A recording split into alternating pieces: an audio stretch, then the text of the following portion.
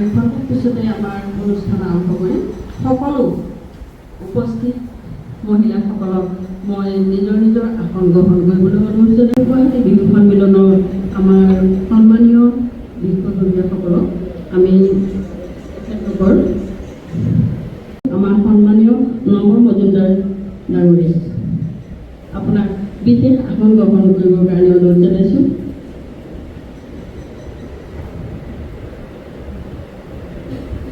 আমি আসন গ্ৰহণ কৰিবৰ কাৰণে আমাৰ গুৱাহাটী বিহু সন্মিলনৰ সম্পাদকক আমি আসন গ্ৰহণ কৰিবৰ কাৰণে অনুৰোধ জনাইছোঁ।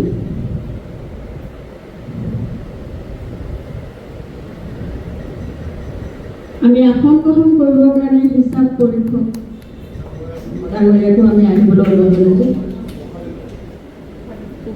কোষাধ্যক্ষ ডাঙৰীয়াক আমি আহিবলৈ অনুৰোধ জনাইছোঁ।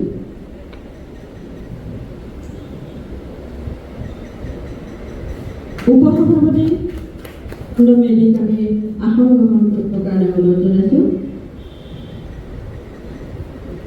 অতিথিক আমি নিমন্ত্ৰণ জনাইছিলোঁ, তেখেতলোক আমাৰ এই সভাগৃহত এতিয়া উপস্থিত আছে। মই প্ৰথমতে আমি তেখেতক আসন গ্ৰহণ কৰিবৰ কাৰণে সন্মানীয় জুনু বৰা বাইদেউক মই আসন গ্ৰহণ কৰিবৰ কাৰণে অনুৰোধ জনাইছোঁ। লৈ যাব আমাৰ বৰ্ণালী নেওগে।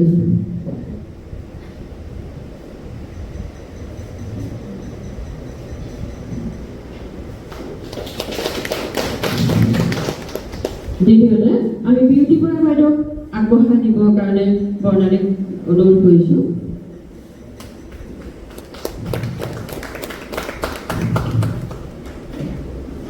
তৃতীয়তে আমি বহুত সময়ৰ পৰা তেখেত অৱশ্যে আমাৰ ইয়াত আহি বহি আছে, আমাৰ গুৱাহাটী উচ্চ ন্যায়ালয়ৰ অধিবক্তা আমি লিপিকাক আহিবলৈ অনুৰোধ জনাইছোঁ।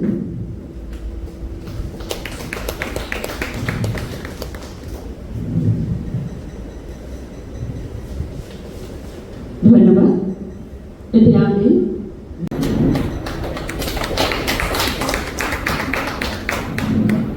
তেখেতক এখন গগনাৰে সম্ভাষণ জনাব বাইদেউ, আমাৰ নিৰ্মালী বাইদেৱে।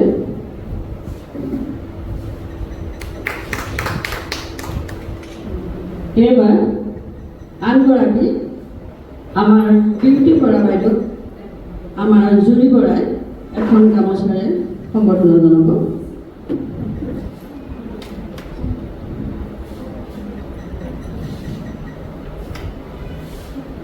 লগতে এখন গগনাৰে নীতিমালা বৰকটকীয়ে বাইদেউক সম্বৰ্ধনা জনাব।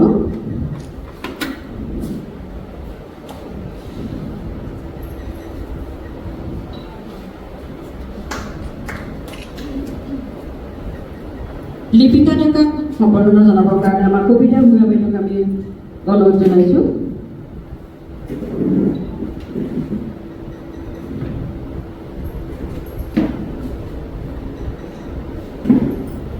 আৰু এখন গগনা দিবৰ কাৰণে জ্যোৎস্না চেতিয়াসকলক মই অনুৰোধ জনাইছোঁ।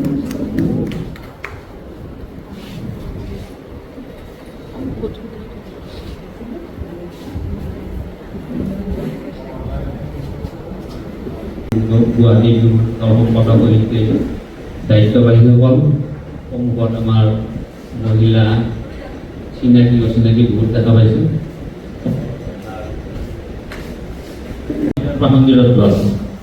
আমি আগত ভাবিছিলোঁ যে দেৱীমাবিলাকক লৈ গৈছে যে মহিলাৰ প্ৰাসংগিকতা ইমান স্বৰ্গত বা দেৱলোকত, দুৰ্গাৰ পৰা কালিলৈকে, লক্ষ্মীৰ পৰা সৰস্বতীলৈকে।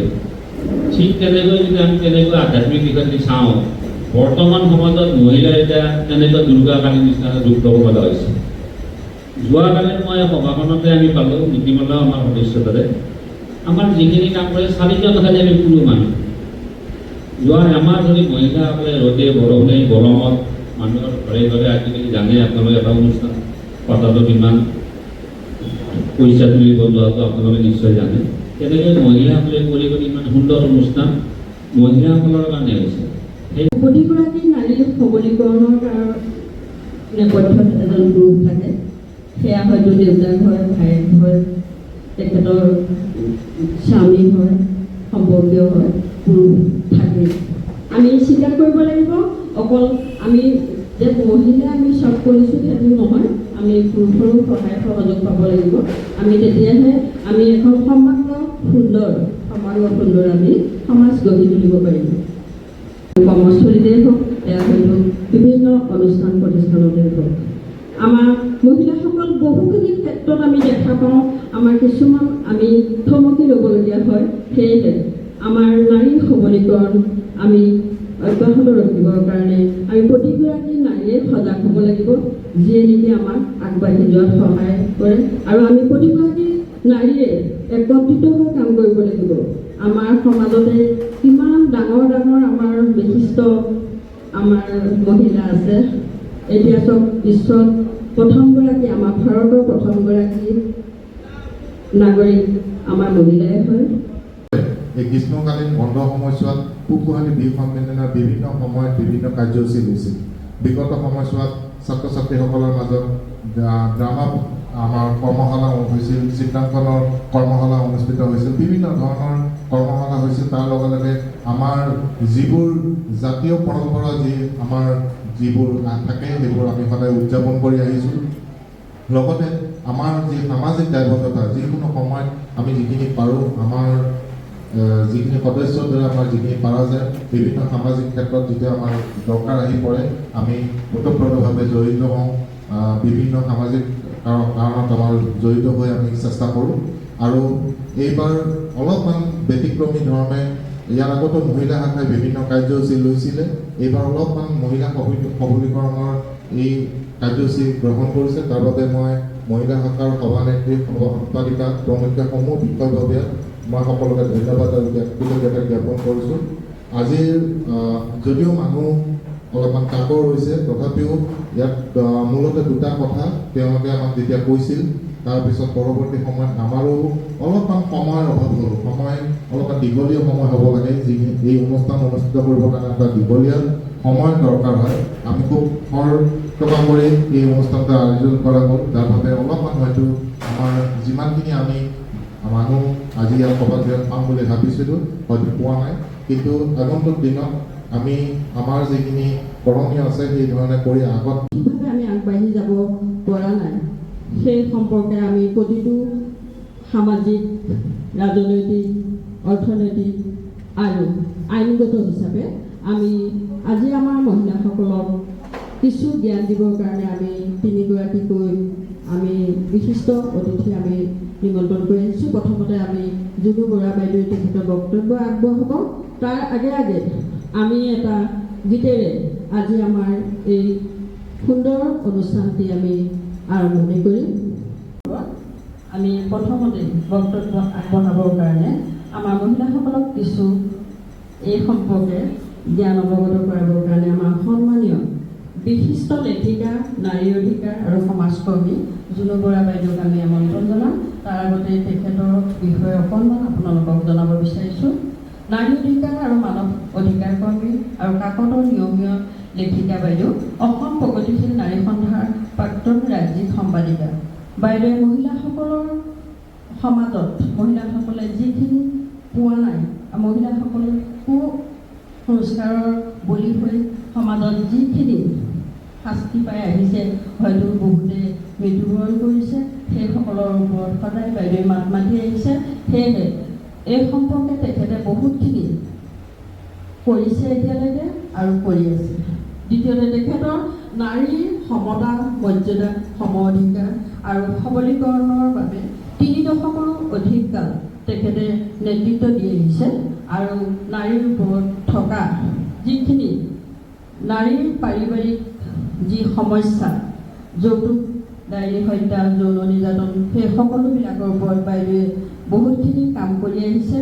বাইদেৱে সেইখিনিৰ ওপৰত বহুতকেইখন গ্ৰন্থও ইতিমধ্যে লিখিছে।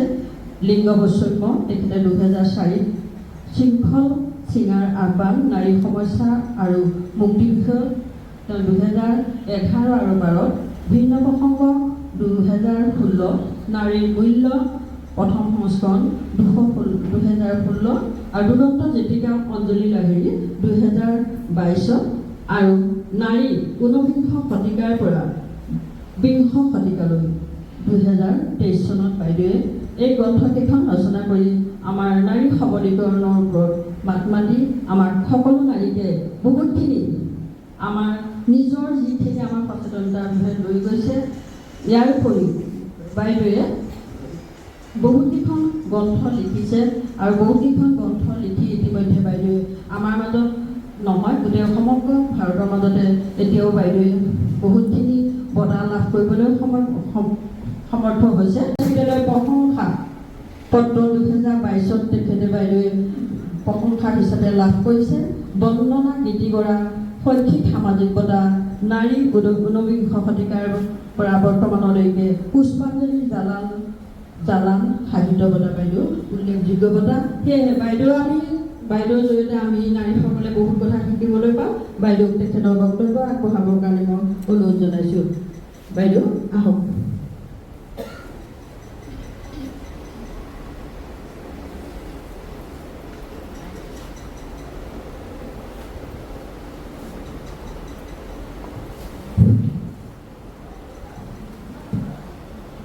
শ্ৰদ্ধেয় আজিৰ সভাত অংশগ্ৰহণ কৰা মহিলাসকল, বিশিষ্ট নিমন্ত্ৰিত আৰু এই অনুষ্ঠানৰ উদ্যোক্তা মহিলাসকলকে ধৰি দুগৰাকী বিহু সন্মিলনৰ সভাপতি সম্পাদককে ধৰি বিষয়ববীয়াসকল, জয় জয়তে মই সকলোকে আন্তৰিক ধন্যবাদ আৰু কৃতজ্ঞতা জনাইছোঁ।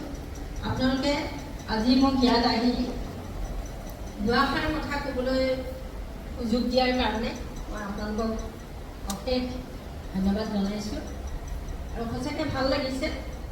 সংখ্যাত কম মহিলা, ভৱিষ্যতে কিছু মহিলা নিশ্চয় সমবেত হ'ব, কিন্তু কম মহিলাই আমি বেছি কাম কৰিব পাৰোঁ। আৰু মহিলাবিলাকে সেই কৃতিবিলাক জানে।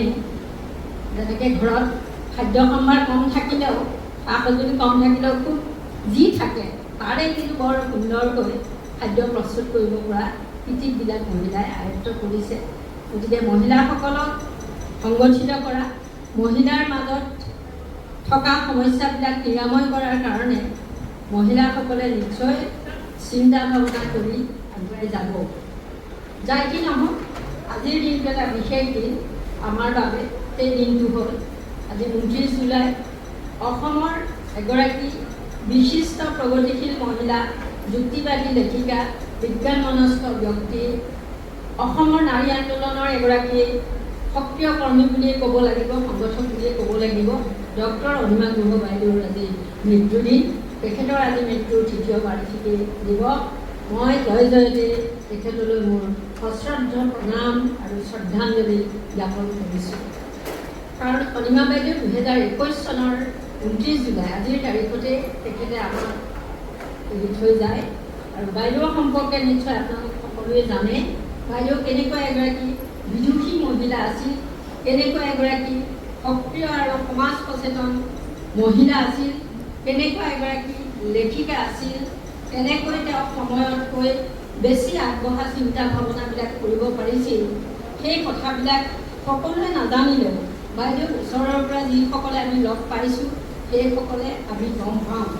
বাইদেৱে 85 বছৰ বয়সতো বাইদেৱে আইপেড চলাব পাৰিছিল। 85 বছৰ বয়সতো বাইদেৱে হোৱাটছআপ, মেইলত সকলো ধৰণৰ ডিজিটেল যিবিলাক যোগাযোগ সেইবিলাক বাইদেৱে কৰিব পাৰিছিল। ইণ্টাৰনেটৰ লগত বাইদেউ খুব সক্ৰিয় সম্পৰ্ক আছিল, সেইবিলাক আমি নিশ্চয়কৈ দেখিছিলোঁ। আৰু এটা ঠাই মোৰ ভাল লাগে বাইদেউৰ সম্পৰ্কে কৈ, সেই কথাটো হ'ল যে বাইদেউ বয়সতকৈ বহু চিন্তা ভাৱনাত বহু আগবঢ়া আছিল। বয়স বাইদেউ 89 বছৰ বয়সত বাইদেউ মৃত্যুবৰণ কৰে, কিন্তু বাইদেউক দেখিছিল যে বাইদেউ সমবয়সৰ মহিলাসকলতকৈ তেওঁ যেতিয়া বয়স 80 বছৰ, তেওঁ 80 বছৰীয়া মহিলাসকলতকৈ কিন্তু মনে প্ৰাণে বহুত এডভান্স, বহুত বাইদেউ উন্নত। আৰু দেখিছিলোঁ যে হাতত কলমটো লৈ আন্দোলন কৰা মহিলা, ৰাজপথত নমা মহিলাৰ সংখ্যা খুবেই কম। কিয় ৰাজপথত নামিব লগা হৈছিল আপোনালোকে জানে? 2002 চনৰ 13 জুলাইত গুৱাহাটীৰ মাজমজিয়াত ভিতৰত কাউণ্টাৰত এটা ডাঙৰ ঘটনা ঘটিছিল। আৰু সেই ঘটনাটো আছিল কি যে বৰ্ণালী দেৱ নামৰ 7 বছৰীয়া ছোৱালীজনী ভিতৰত কাউণ্টাৰ ত্ৰিপুৰাৰ পৰা আহিছিল তেওঁলোক যাবলৈ নাগালেণ্ড। যাওঁতে তাতে ৰাতি বাছৰ বাছ মানে নোধোৱাত তেওঁলোকে ৰাতি কাউণ্টাৰতে কটাব লগা হৈছিল আৰু সেই ৰাতি বাছৰ কণ্ডাক্টৰ হেণ্ডিমেনে তাইৰ ওপৰত ধৰ্ষণ চলাই ছোৱালীজনী হত্যা কৰি চেফটি টেংকত থৈ দিছে। গতিকে এই ব্যৱস্থাবিলাক আমি কিন্তু ভালকৈ চিন্তা কৰিবৰ সময় নহয়। গতিকে চিধা চিধি ক'বলৈ গ'লে ভাৰতবৰ্ষৰ দুখন সংবিধান আৰু অনিমা বাইদেৱে এই কথাটো কৈছে যে ভাৰতবৰ্ষৰ মানুহ দুখন সংবিধানৰ তলত থাকিব লাগে। মহিলাসকলো লাগে, আমাৰ পুৰুষসকলো কিছুমান সংবিধানৰ বলি হৈ আছে। সেইখন সংবিধানত এখন হ'ল মনু সংবিধান, এখন হ'ল ভাৰতীয় সংবিধান। গতিকে ভাৰতীয় সংবিধানখন আছে আইনত, আমাৰ বিশেষজ্ঞ আছে আইনৰ, গতিকে তেখেতে সেই কথাবিলাক ক'ব। কিন্তু আমি ক'ব খোজোঁ যে ভাৰতবৰ্ষত যিখন আইন আছে সেই আইনৰ দফাবিলাক, সেই ধাৰাবিলাক, ক্লজবিলাক আখৰে আখৰে ইমপ্লিমেণ্ট হ'ব লাগে, ৰূপায়ণ হ'ব লাগে। কিন্তু যে যৌতুকৰ বিৰুদ্ধে বা দায়নী হত্যাৰ বিৰুদ্ধে গোটেই অসমত আমি মহিলাসকলক অৰ্গেনাইজ কৰিছোঁ আৰু বিভিন্ন সংগঠনৰ মহিলাসকলক আমি সোমোৱাৰ কথা কৈছোঁ যে বিভিন্ন সংগঠনবিলাকত আপোনালোক যাব, আপোনালোক নিজেই দাবী কৰিব। কিন্তু দেখা যায় যে আমাৰ মহিলাসকলৰ এটা হীনমন্যতা আছে, তেওঁলোকে নপঢ়ে। আৰু মই নিজে কিন্তু বহুতকেইটা সংগঠনৰ দায়িত্বশীল পদত মই থাকিব লগা হৈছে। মই নিজে দেখা মেলাও কৰোঁ, গতিকে মই নিয়মমতে থাকিব নালাগে, মোৰ থাকিবলৈ অসুবিধা হয়, কিন্তু মই নিজে থাকিছোঁ। মই কৃষি বিশ্ববিদ্যালয়ত চাকৰি কৰোঁ, সেই কৰ্মী সংঘাত মই প্ৰেচিডেণ্ট হৈ আছিলোঁ। মই যাব পৰা আচলতে মোৰ অসুবিধাই হয় পৰিয়ালৰ বিভিন্ন কাৰণত, কিন্তু মই দেখুৱাইছোঁ যে দেখুৱাব লাগিব যে মইতো প্ৰেচিডেণ্ট হ'ব লাগিব। তাৰ যিটো হাউচ এলটমেণ্ট কমিটি আছিল, প্ৰথমো দিনেই মহিলা তাত যোৱা নাই, প্ৰথমগৰাকী মহিলা ময়ে কৈছোঁ। ঠিক তেনেকুৱা কিছুমান কাম আমি কৰি দেখুৱাব খোজোঁ যে আমি পাৰোঁ কৰোঁ, আমি কম্পিটেণ্ট, কিয় নোৱাৰোঁ, ভালকৈ দুৰ্নীতি থাকি যোৱা নাই। গতিকে আমি নোৱাৰোঁ বুলি কেতিয়াও ভাবিব নালাগে, মহিলাসকলে নোৱাৰোঁ বুলি কেতিয়াও ভাবিব নালাগে। আৰু মহিলাই বহুত কাম কৰিব পাৰে, মহিলা বিৰাট কম্পিটেণ্ট আৰু মহিলা কামবিলাক সাংঘাতিক ধৰণৰ থাকে, কাৰণেও খেলি মেলি হয়, তাত তাৰমানে আমাৰ কেতিয়াবা খেলি মেলি হৈছে। আৰু এইখিনিতে মোৰ এটা কথা খুব মনত পৰে, ভাৰ্জিনিয়া উল্ফ ইউৰোপৰ এগৰাকী, ইংলেণ্ডৰ এগৰাকী খুব ভাল তেওঁলোকে ভাৰ্জিনিয়া উল্ফে খুব ভাল কেইখনমান কিতাপ লিখিছিল। এখন কিতাপ লিখিছিল যে এই ৰুমত ওৱান্স হোম, গতিকে তেওঁৰ দেউতাকো শিক্ষিত মানুহ আছিলে, পুতেকহঁতক ভালকৈ পঢ়ালে শুনালে, কিন্তু ভাৰ্জিনিয়া উল্ফক পঢ়োৱা নাছিল। শ্ৰীমতী লিপিকা ডেকা তেখেতে আমাৰ নাৰী সবলীকৰণৰ ক্ষেত্ৰত মহিলাসকলে জানিবলগীয়া আইনগত দিশবোৰৰ ওপৰত তেখেতে আমাক অৱগত কৰিব। তাৰ আগে আগে আমাৰ বিপৰীতা নলৰে তেখেতে চমুকৈ এটি কবিতা আবৃত্তি কৰিব। তো মই কেইটামান পইণ্ট মাত্ৰ আজি আপোনালোকৰ আগত ক'ম, আৰু নেক্সট টাইম মই প্ৰতিশ্ৰুতি দিছোঁ নিশ্চয় আপোনালোকৰ মাজত আহিম, বহলভাৱে মই আলোচনা কৰিম। তো নাৰী সবলীকৰণ আৰু ইয়াৰ প্ৰাসংগিকতা।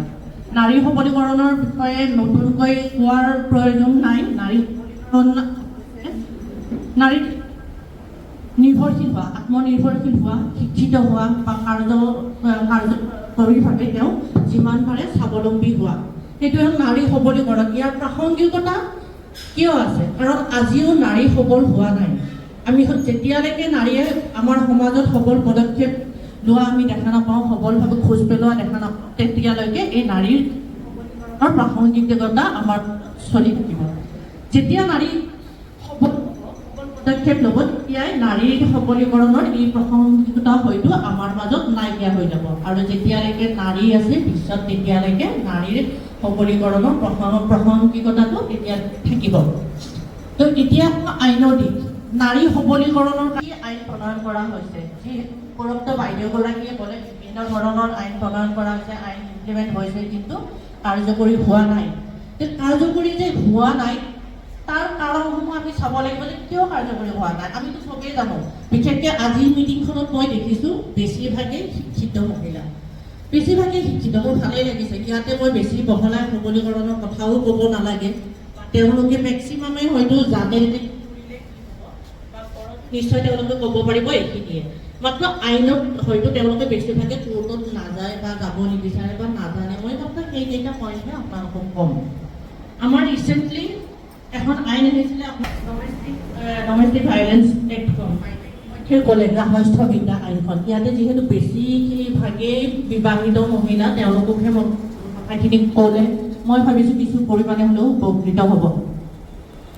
আমি বিভিন্ন ধৰণৰ কেছ পাওঁ, যেনে কিছুমান মহিলা বিয়া হৈ নতুনকৈ স্বামী ঘৰত গ'ল, যোৱাৰ লগে লগে মানে তেওঁৰ ওপৰত অত্যাচাৰ আৰম্ভ কৰে যে ফাৰ্নিচাৰ কিনিব, সেইলৈ নানান ধৰণৰ কথা, যিখন ঘৰত ছোৱালীজনীক লক্ষ্মী বুলি মাক দেউতাকে মৰম কৰে, সেইখন ঘৰতে আন এখন ঘৰত বিয়া হোৱাৰ লগে লগে সেই ছোৱালীজনীক কুলক্ষণী ছোৱালী বুলিও কোৱা হয় কিছুমান ফেমিলিত, মই সকলো বুলি কোৱা নাই।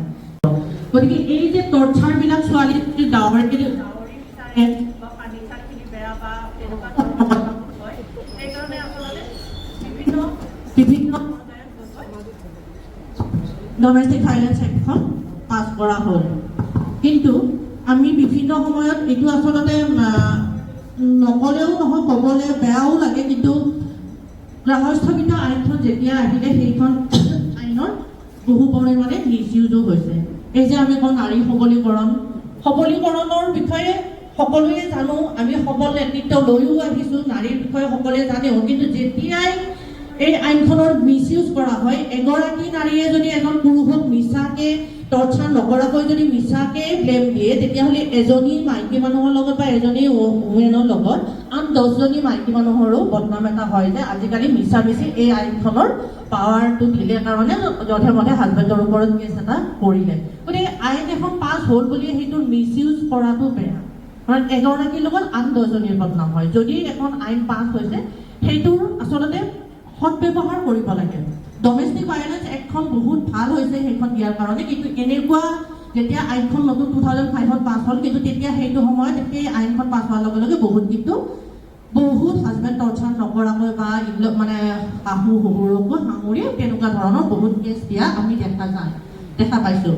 গতিকে তেনেকুৱা হ'ব নালাগে। তাৰপিছতে সেইটোত বাৰু হ'ল ডমেষ্টিক ঘৰত যিখিনি টৰ্চাৰ কৰে বা শাহু শহুৰ দেওৰ ননদে বা হাজবেণ্ডকো যদি টৰ্চাৰ কৰে, এই ডমেষ্টিক ভাইলেঞ্চ এক্টখন গ্ৰাহস্থবিতা আইনত আমি আইনৰ সহায় ল'ব পাৰোঁ।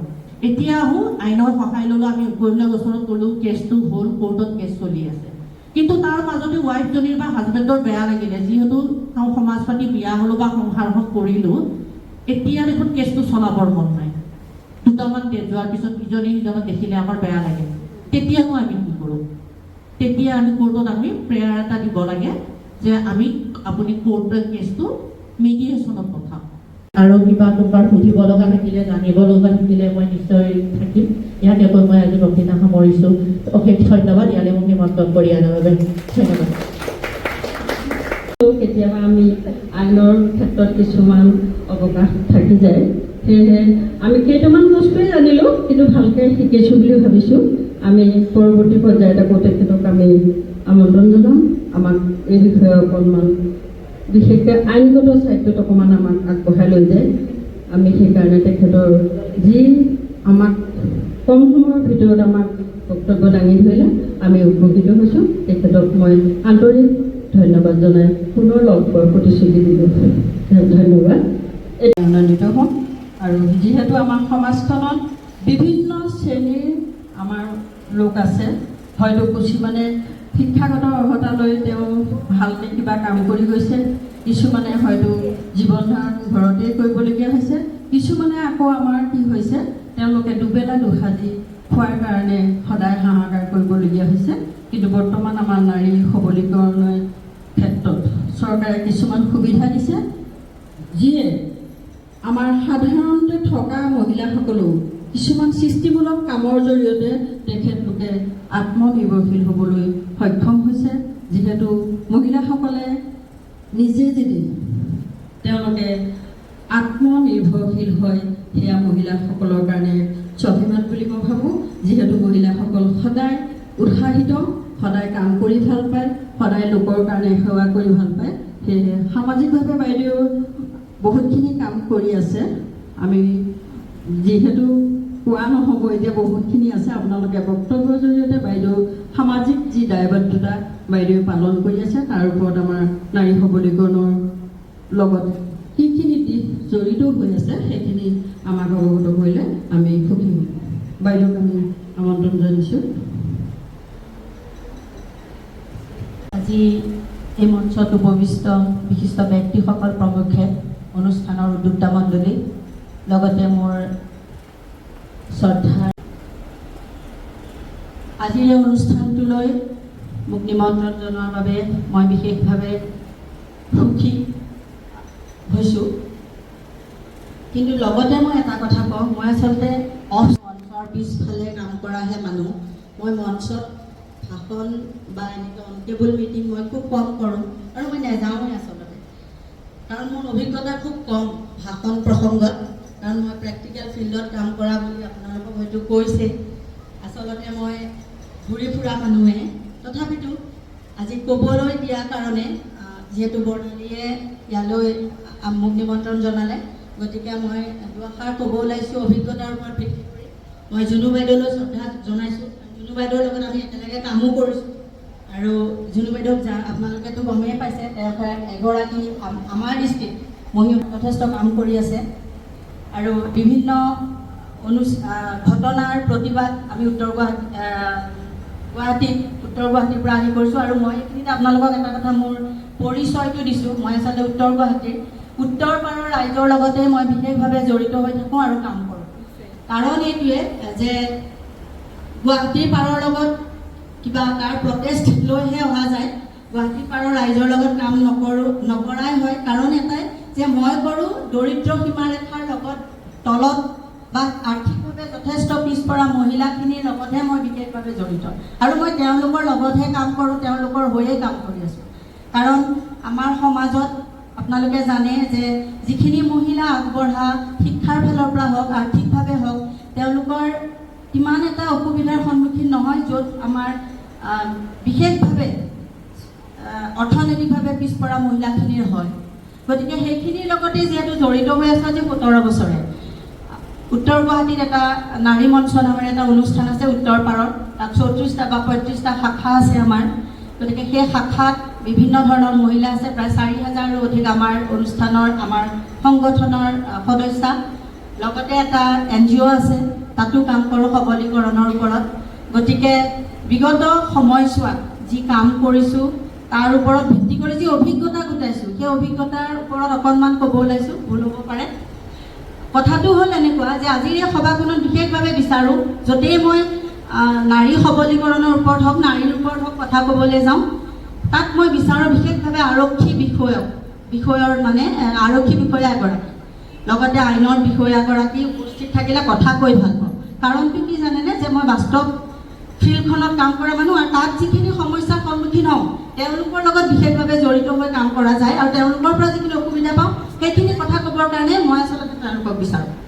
কাৰণ মই এনেকৈ কথা ক'লে মাইকটো নলওঁৱে, মোৰ মাতটো খুব ডাঙৰ, দিছে যেতিয়া লৈছোঁ আজি মই নলওঁৱে, মই মাইকটো থৈয়ে কথা কওঁ। মই একদম মঞ্চৰ পিছলৈকে মই প্ৰথমতে কথা ক'লে কওঁ আপোনালোকে শুনিছেনে, শুনিছোঁ বুলি ক'লে মই এইটো থৈ দিওঁ আৰু কথা কওঁ সেইখিনি মানুহৰ মাজতে, বাহিৰত সোমোৱাটো প্ৰয়োজনো নাথাকে। বাৰু যি নহওক, ডমেষ্টিক ভাইলেঞ্চ আৰু নাৰী সবলীকৰণ যিটো অভিজ্ঞতা হৈছে তাৰ ওপৰত এনেকুৱা লাগে যেন টকাটোৰ ইপিঠি সিপিঠি যেন অনুভৱ হয়। ডমেষ্টিক ভাইলেঞ্চৰ ওপৰত আমাৰ অধিবক্তা বাইদেৱে কৈ গ'ল, তেওঁ দৌৰাদৌৰিকৈ গুচি গ'ল বাৰু, তেওঁৰ কাম আছে কাৰণে। কিন্তু ডমেষ্টিক ভাইলেঞ্চটো ইমান বেছি হৈছে আপোনালোকে সকলোৱে জানে। আপোনালোক ইয়াত উপস্থিত থকা আমাৰ সন্মানীয় মহিলাসকল, আপোনালোকৰ লগত বাস্তৱিকতে সেইটো তেনেধৰণৰ মানে অৱস্থা নাহক আৰু আপোনালোকে যাৰ লগত জড়িত হৈ থাকে নিশ্চয় আপোনালোকৰ জীৱনত তেনেধৰণৰ মহিলা আহে, তেনেধৰণৰ মানে পিছপৰা ঠাইৰ লগত যদি আপোনালোক জড়িত হয়। জালুকবাৰী সমষ্টিত এখন বৃহত্তৰ উত্তৰ গুৱাহাটী এখন ঠাই আছে, আপোনালোকে জানে আমি জালুকবাৰী সমষ্টিৰ মানুহ, এতিয়া বাৰু সমষ্টি ভাগ হৈছে। কিন্তু উত্তৰ গুৱাহাটীত আপোনালোকে যেতিয়া তাত ভৰি দিয়ে, আপোনালোকে টিভি বাতৰি কাকতৰ পৰা আঁতৰি পেলাই যদি এটা বেলেগ লাইভ মানে চাই, এনেকুৱা ঠাই তাত আছে। তাত যদি আপোনালোকে থিয় হ'ব আপোনালোকৰ অনুভৱ হ'ব আমি এইখন গুৱাহাটীতে আছোঁনে, গুৱাহাটীৰ পৰা 10 কিলোমিটাৰ দূৰত। তাত বুকুত মেথনি মাৰি পাহাৰৰ পৰা পানী খোৱা মানুহ এতিয়াও আছে। গতিকে সেইবোৰ মানে যিখন ছবি আপোনালোকে দেখে তাৰ পৰা পৃথক কিছুমান ছবি থাকে য'ত আমি কাম কৰিবলৈ যাওঁ, য'ত আমি যিবোৰ মানুহৰ হৈ কাম কৰোঁ। কাৰণ তেওঁলোক নাহে, প্ৰথম কথা তেওঁলোকৰ ভয়। সবলীকৰণ বুলি কওঁতেই যে তেওঁলোকে সাংঘাতিক ধৰণৰ কাম কৰিব পাৰিব সেইটো কথা নহয়, কাৰণ প্ৰত্যেকগৰাকী মহিলাৰে একটা স্কিল থাকে। কোনোবাই গান গাই ভাল পায়, কোনোবাই নাচি ভাল পায়। আৰু আপোনালোকে যেতিয়া উত্তৰ পাৰৰ মানুহৰ লগত মই কাম কৰোঁ, উত্তৰ পাৰটো আপোনাৰ দৰং ডিষ্ট্ৰিক্টখন যেতিয়া আপোনাৰ ভিতৰুৱা লেনা পৰুৱা ঠাইবোৰ আছে আপোনালোকে জানে, দৰংখনত তেওঁলোক ডিষ্ট্ৰিক্ট দৰং, কিন্তু কাম এইটো আমাৰ উত্তৰ গুৱাহাটীৰ লগতে কৰে আৰু আমিয়ে যাব লাগে। তেওঁলোকৰ ৰেপ কেছতো আমিয়ে দৌৰোঁ, সবলীকৰণতো আমিয়ে দৌৰোঁ, গাঁৱত কিবা এটা কাৰোবাৰ মাৰ্ডাৰ হ'লেও আমিয়ে দৌৰিব লাগে। কাৰণ দৰং ডিষ্ট্ৰিক্টখনে এতিয়াও নাভাবে যে আমাৰ পৰা আঁতৰি গৈছে। গতিকে আমাৰ পৰিসৰটো ডাঙৰ হৈ যায় কামত। এতিয়া কথা হ'ল কি, এই যে মহিলাখিনিয়ে ওলাই আহে ঘৰত তেওঁলোকে যিখিনি ফেচ কৰে সেইখিনি কথা আপোনালোকে কম বেছি পৰিমাণে সকলোৱে জানে, গল্পত হ'লেও পঢ়ে আপোনালোকে। কিন্তু ঘটনাটো কি জানে, যেতিয়া তেওঁলোকে কাম কৰিবলৈ ওলাই নাহে, কিয় নাহে জানে? দুটা কাৰণ। প্ৰথম কথা, তেওঁলোকৰ ঘৰখনৰ মানুহজনে তেওঁক ছাপোৰ্ট নকৰে। দ্বিতীয় কথা, ল'ৰা ছোৱালীৰ যান-জঁট থাকে। তৃতীয় কথা, মানুহে কি ক'ব, সমাজে কি ক'ব। সৰু কাম, ফুটপাথতনো মই দোকান দিম নে? যেতিয়া মই ব্যক্তিগতভাৱে যেতিয়া মই ওলাই আহিছিলোঁ যে মই ফুটপাথত দোকান দিম, তহঁত যাবিনে? লাজ কৰিবি নেকি? অঁ বাইদেউ আপুনি যদি যায়, বা বৌ আপুনি যদি যায়, খুৰী আপুনি যদি যায়, আমি লগত যাম। বুজিছোঁ, ঠিক আছে, মই ওলাইছোঁ, মই কাম কৰিছোঁ তাহাঁতৰ। কিন্তু তাৰ পৰা পোৱা 500 টকাটোৱে যেতিয়া নেক্সট ডে মোৰ ওচৰত আহি পেলাই কয় যে বাইদেউ সেই যে দোকান দি 500 টকাটো পাইছিলোঁ, মোৰ ঘৰলৈ জানে মাহঁতৰ ঘৰৰ পৰা আলহী আহিছিল, মই আলহী সুধিলোঁ। মানে তেওঁ সেই আলহীক মাছ মাংস আনি দিলে, কাৰণ হাজবেণ্ডৰ তেওঁ ইনকাম ইমান বেছি নাই। এইবোৰ বাস্তৱ অভিজ্ঞতা, আৰু আমি সেয়া সন্মুখীন হোৱা। মই এটা কথা কৈছোঁ আপোনালোকৰ, যে মই অন টেবুল মিটিং নকৰোঁ। যোৱা মাঘৰ বিহুৰ সময়ত মই আপোনালোকক কৈছোঁ যে NGO এটা ফৰ্ম কৰিছোঁ। মাঘৰ বিহুৰ সময়ত 16 দিন কাম কৰি 60,000 টকা ইনকাম কৰিছিলোঁ। মহিলাই নকৰিবলগীয়া নোৱাৰীয়া কাম একো নাই, চব কৰিব পাৰে, কিন্তু লাগে মাত্ৰ সাহস আৰু শক্তি। সাহস আৰু বিশ্বাসটো লাগে নিজৰ ওপৰত। আটাইতকৈ ডাঙৰ কথা, সমাজে কি ক'ব সেইটো কেতিয়াও ভবা নাই, আৰু মই নাভাবোঁ, মই ব্যক্তিগতভাৱে নাভাবোঁ। আৰু মই এটা কথাই কওঁ সদায়, যে প্ৰতিগৰাকী নাৰী তহঁতে সমাজত এটা বস্তু কবি যে বাইদেউ ওলাইছে, আমি কিয় নাযাম? বাইদেউটো কি নাই, তেওঁতো ওলাই আহিছে ফুটপাথত দোকান দিবলৈ, বাইদেউৰ লগত আমি দোকান দিয়াত আপোনাৰ কি আপত্তি? তেনেকৈ মই বহুত মহিলা এবাৰ উলিয়াই লৈ আহিছিলোঁ। মই দৌল গোবিন্দৰ দুৱাৰ মুখত এয়া পিঠা যে আপোনালোকে জানেনে, এয়া ভাপত দিয়া পিঠা আৰু চাহ বনাইছিলোঁ। প্ৰথম যিদিনা মই টেম্পুত মালখিনি লৈ গৈছিলোঁ, তাত দুগৰাকী মহিলাক মই নিয়োগ কৰিছিলোঁ। তেওঁলোক লখিমপুৰৰ, তেওঁলোকৰ হাজবেণ্ডে IIT চিকিউৰিটি গাৰ্ড কৰে। ভুলৰ কাৰণত এগৰাকীৰ হাজবেণ্ডৰ চাকৰি গ'ল, বাচ্ছা দুটা সৰু সৰু, ঘৰ চলাব নোৱাৰে, বহুত কষ্ট, কান্দিছে মোৰ ওচৰত। মই শুবলৈ বিচনা পৰ্যন্ত দিবলগীয়া আছিল, ক'বলৈ নাপায়। মাহঁতে কৈছিল বোলে এটা হাতে দিলে এটা হাতে ক'বলৈ জানিব নাপায়। তথাপিতো আজি আপোনালোকৰ লগত কথা প্ৰসংগত কৈছোঁ। তেতিয়া মই তেওঁক কি কৈছিলোঁ যে পিঠা বনাব জানো? বোলে জানো। মই কৈছোঁ লাজ কৰিবি? নকৰোঁ বাইদেউ, চব কাম কৰিম। কাৰণ লখিমপুৰৰ ছোৱালী, উত্তৰ গুৱাহাটীত ভাড়া লৈ আছে, ঘৰৰ পৰা দিব নোৱাৰে, মালিকে খেদি দিব। সৰু এটা কথা। তাৰপিছত তেওঁলোকক দৌল গোবিন্দৰ দুৱাৰ মুখত মই ভাপত দিয়া পিঠা বনাব দিছিলোঁ। দোকান দিলোঁ। তাৰপিছত আমাৰ তাতে দৌলত ৰাতি 3 দিনীয়া কাৰ্যসূচীৰে দৌল হয়। তো গধূলি আবেলি 1টা বজাৰ পৰা গোটেই মহিলাখিনিক মই মোৰ ঘৰত একদম চব বস্তু, ঘুগুনি, পকৰা, ফুচকা, এইবিলাক বস্তু বনোৱাত লগাই দিওঁ। মই নিজেও লাগোঁ। ৰাতি 12 বজালৈ ফাংচন হয়, অনুষ্ঠান হয়, ৰাতি 12 বজালৈ তেওঁলোকে 8 বজালৈ 9 বজালৈ আমাৰ অনুষ্ঠান চলে, দোকান দিয়ে। দোকানত যিটো পইচা ইনকাম হৈছে তেওঁলোকৰ মাজত ডিভাইড হৈছে। ইনভেষ্ট মই কৰিম, কাৰণ তেওঁলোকে সেইখিনি সময়ত 2000 বা 1000 টকাকে দি বস্তুখিনি কিনিবলৈ তেওঁলোক অপাৰগ আচলতে। তেনেকুৱা হ'লে তেওঁলোকে কয় বাইদেউ বাপফুৰি আমি কৰিব নোৱাৰোঁ। তেতিয়া মই কি কৰোঁ যে 5000 বা 10000 টকা এটা ইনভেষ্ট হয়, মই বস্তুখিনি আনি তেওঁলোকক বজাৰ দোকানখিনি দিব দিলোঁ। যেতিয়া বজাৰ শেষ হয়, দোকান শেষ হ'ল, আমাৰ মাৰ্কেট শেষ হ'ল, 3 দিনৰ পিছত মই মূলটো কাটি লওঁ, লৈ তেওঁলোকৰ লাভৰ অংশটো তেওঁলোকক দিওঁ, তেওঁলোকৰ মাজত ভগাই। এই যে ফুটপাথত কাম কৰিছোঁ, বিভিন্ন সময়ত বিভিন্ন সন্মুখীন হৈছোঁ। শেহতীয়াকৈ সেইখিনি মহিলাকে লৈ, যিখিনি মহিলা যথেষ্ট দুখীয়া, মই আপোনালোকক বুজাব নোৱাৰোঁ। আজিকালি জানে আপোনালোকে যে এইখিনিতে আপোনালোকৰ মনতো এটা প্ৰশ্ন উঠিব, ধৰি লাগিছে চাবচোন, পুৰুষবোৰ আঁতৰিয়ে থাকে, এইবিলাক ফেক্টৰত নোসোমাই আছে। গতিকে আমি আৰু প্ৰত্যেকটো ক্ষেত্ৰত কিন্তু ছোৱালী আনিবা মাক ভাল বুলি কয়নে নাই? মাটি কিনিবা মাছ খাল, ছোৱালী আনিবা মাক ভাল। গতিকে ছোৱালী আমি সদায় মাকজনীক চাই পেলাই, গতিকে আমিও তেনেকৈ নিজক ঠিক কৰিব লাগিব, বা ছোৱালীখিনিক ডাঙৰ কৰিব লাগিব, সংস্কাৰ দিব লাগিব। গতিকে সেইমতে আমি আমাৰ ছোৱালীক দি, যেতিয়া আমি ছোৱালী এজনী বিয়া দিম, বিবাহ উপযুক্ত হোৱাৰ পাছত চাকৰি এটা দি, কিবা এটা দি, তেতিয়া আমাক অন্তত কালিলে তাই কিবা এটা প্ৰব্লেম হ'লে আহে আৰামছে অত্যাচাৰৰ সন্মুখীন হয়, লাট মাৰি গুচি আহি চাকৰি কৰি থাকিব, নিজৰ লাইফ নিজে জীয়াব। গতিকে আমি সেইখিনি এইটো কাৰণতে কৰিব লাগিব, আমাৰ সমাজৰ প্ৰতি দায়িত্ব কৰ্তব্য আছে। গতিকে মই বহুত ক'লোঁ, কেইবাবাৰো কৈছোঁ, শেষত এইটো হৈছে। গতিকে যদি কিবা ভুল হৈছে, প্ৰথমতে মই আপোনালোকৰ পৰা ক্ষমা বিচাৰিম, আৰু ভৱিষ্যত আপোনালোকক লগ পোৱাৰ এটা আশা আছে।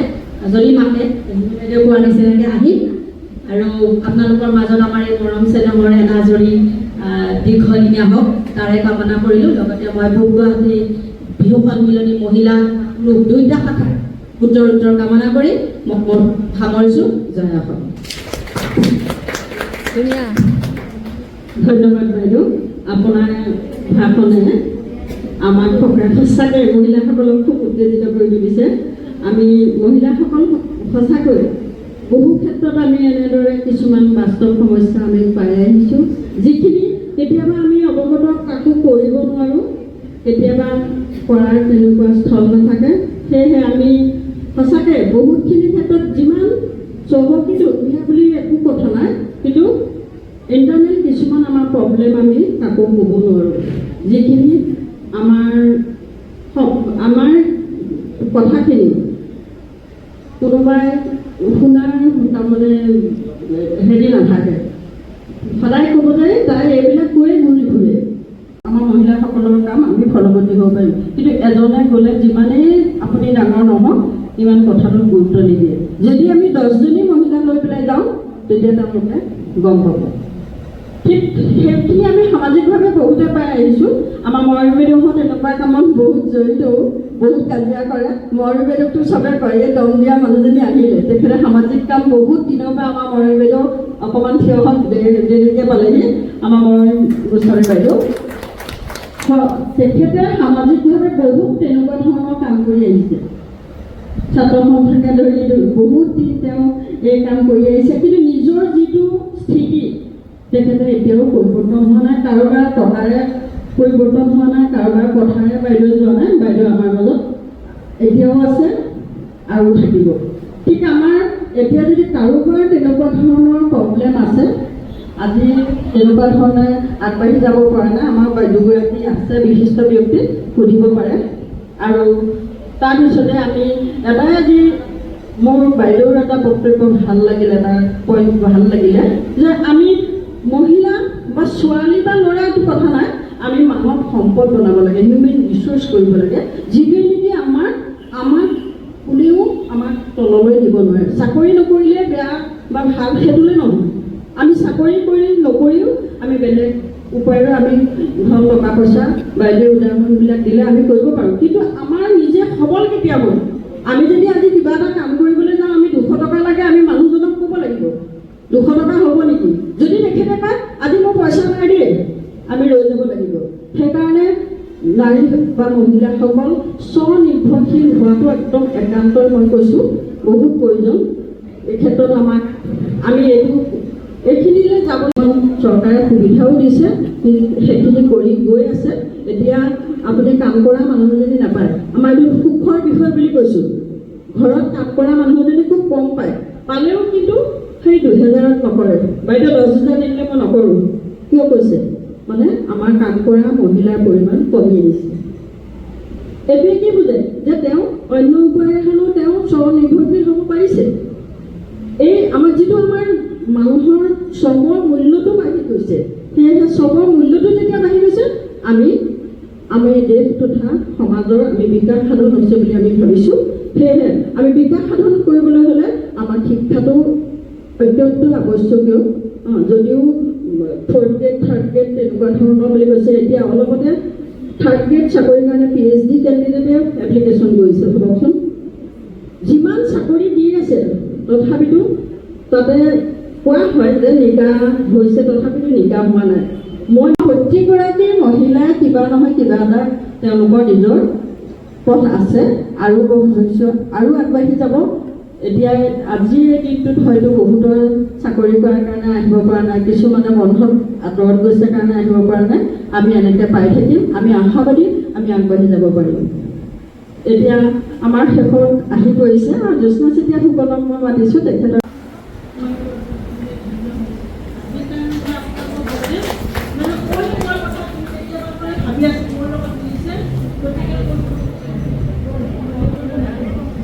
ধন্যবাদ বাইদেউ, আপুনি মনৰ এটা বহুতদিনীয়া মই কৈছোঁৱেই, আমাৰ বহুত মহিলাই মনৰ কথা কাকো কোৱাৰ স্থল নাথাকে। ল'ৰাৰ কাৰণে মই আজি খাওঁতে কৈছোঁ যে মই দৰকাৰ হ'লে শৰ্মিলা পিটমৰ নিচিনা মই শিৰস্থানটো ল'বলৈ ভয় নকৰোঁ, কিন্তু হয়তো সেইটো এটা মোৰ কৃত্ৰিম সেইটো হ'ব পাৰে। যদি মই ল'ৰা দুটাক কিবা প্ৰটেকশ্যন দিব লগা হয়, তেতিয়া মোৰ কপালত দেখাই কোনো পুৰুষে বা কোনো বেয়া মনৰ মানুহে প্ৰত্যেক প্ৰতিগৰাকী নাৰীৰ কপালত যেতিয়া পতি দিব তাক বেয়া কাম কৰিবলৈ সহজে আগবাঢ়ি নাহে কিন্তু আমাৰ নাৰীয়ে কিন্তু তিৰস্কাৰ কৰে সেইকাৰণে মই বিনম্ৰ অনুৰোধ কৰিছোঁ আপোনালোকৰ যদি সন্মুখত কোনোবাই যদি তেনেকুৱা বক্তব্য দাঙি ধৰে আপোনালোকে প্ৰতিবাদ কৰিব একদম সাহসেৰে আৰু মই আজি ক'লোঁ কিয় মই এই 7 বছৰ যুঁজি যুঁজি ইমান ধুনীয়াকৈ জয়ী হ'লোঁ সেইকাৰণে মই কৰি আৰু কাম কৰিবলৈ সাহস পালোঁ গতিকে হয়তো মোৰ ব্যক্তিগত কাম ব্যক্ত কৰিলোঁ বেয়া নাপাব এই অনুষ্ঠানটো সুবিধা দিয়াৰ কাৰণে বিশ্ববাইদেউ বহুত ধন্যবাদ হেল্ল' সঁচাকৈ মানুহৰ কিমান আৱেগ থাকে ন আমি মহিলাসকলৰ শত্ৰু কিন্তু সেইটো বহুত ক্ষেত্ৰত আমি পাওঁ তথাপিতো আমি ইমান যেতিয়া আপুনি কাম কৰিবলৈ এটা লক্ষ্য উদ্দেশ্য এটা থাকে মানুহৰ লক্ষ্য বা উদ্দেশ্য থাকে তেতিয়া আমি পিছলৈ চাব নালাগিব কোনে কি কৰিছে সেইটোও চাব নালাগিব এইখিনিতে আমাৰ এটা কথা ক'ব আমাৰ মজুমদাৰে আপুনি মানে সেই মহিলাবিলাকে নিজৰ সামাজিক অৱস্থিতি কাহিনীও উপলব্ধি কৰিবলৈ শিকা নাছিল তাত ইয়াৰ হোৱা নাছিল তেওঁলোকৰ কোনো জিৰণিয়ে নাছিল গতিকে সেই মহিলাবিলাকৰ মাজত এতিয়া আপুনি এটা কথা চাবচোন যেতিয়া ডমেষ্টিক ভাইলেঞ্চৰ ঘটনা হয় সেই ঘটনাবিলাকত কাক কাক কেছত দিয়ে প্ৰথম শাহু যাব লাগিব জেলত ননন যাব লাগিব জেলত হয়নে সেই মহিলাকেইজনী ফাৰ্ষ্ট টাৰ্গেট হয় জেঠাও যাব লাগিব যদি জেঠাও আছে পুৰুষসকল কিন্তু বাচি যায় কম বেছি কৰিবলৈ তাৰ কাৰণে মই পুৰুষকেইজন এই কথাবিলাক এই সমস্যা আৰু প্ৰাইভেট বিদ্যালয় আৰু পৰিয়ালৰ একমাত্ৰ বিষয় এইটো আমাৰ সামাজিক সমস্যা ইয়াৰ লগত কিন্তু আমি প্ৰত্যেকজন পুৰুষ আমিয়ে যুক্ত সেইকাৰণে মোৰ বক্তব্যত মই প্ৰথমেই কৈছোঁ যে পুৰুষ আৰু মহিলা সকলোৱে কিন্তু আজি এই কথাবিলাক চিন্তা কৰিব লাগিব আৰু চিন্তাহীনভাৱে এই সমস্যাৰ সমাধান আমি নিজেই গতিকে নাৰীৰ শত্ৰু মূলতে হ'ল যে আমাৰ পিতৃতান্ত্ৰিক সমাজ ব্যৱস্থা আৰু এই পিতৃতান্ত্ৰিক সমাজ ব্যৱস্থাই মহিলাসকলক ব্যৱহাৰ কৰে আৰু পিতৃতান্ত্ৰিক যিমানবোৰ বেয়া মানে কুকৰ্ম আছে সেইবিলাকো মহিলাৰ মূলতকৈ পৰিচালিত কৰা হয় কিছুমান পুৰুষতে নাই এনেকুৱা নহয় কিন্তু সৰভাগ চিন্তাকে মহিলাৰ মূললৈ যায় আৰু মোৰ মহিলা ভালো আছে এইটো ঠিক মোৰ মহিলাই এইটো ছাপৰ্টো কৰে হেৰিও কৰে কিন্তু আমি মহিলাবিলাকক আৰু এইটো এটা ট্ৰেণ্ডো হৈ গৈছে ট্ৰেণ্ড মানে কি যে এনেকুৱা হয় কথাটো যে মহিলাবিলাকৰ যেতিয়া মহিলা আন্দোলন সফল হৈ যায় সেই কথাটো অলপ বেলেগ মহিলাবিলাকৰ মাজত যাতে এটা ভাঙোনৰ সৃষ্টি কৰিব পাৰি তেতিয়া তাৰমানে মহিলাৰ শত্ৰু এই কথাটো বেছিকৈ প্ৰচাৰ চলোৱা সেই কথাটো আমি সচেতন আমাৰ আন্দোলন দুৰ্বল কৰা বা আমি যি চিন্তাটোক মানে আগুৱাই লৈ যাব পাৰিছোঁ সেই সদায় মোক সহযোগ কৰি আছে সেইকাৰণে মই সামাজিক কামত ইমানকৈ লাগি থাকিবলৈ সুবিধা পাইছোঁ গতিকে সকলোকে আৰু লগতে ধন্যবাদ জ্ঞাপন কৰিছোঁ মই দীপা মেধি ধন্যবাদ আহি আমাৰ অনুষ্ঠান শেষ হৈছে এতিয়া ভেকুলী ঘাটলৈ এটা গীতে আমাৰ অনুষ্ঠান শেষ কৰা হ'ব তাৰপিছতে আমাৰ কৃতজ্ঞতা জনাব বৰ্ণালী তেওঁলোকে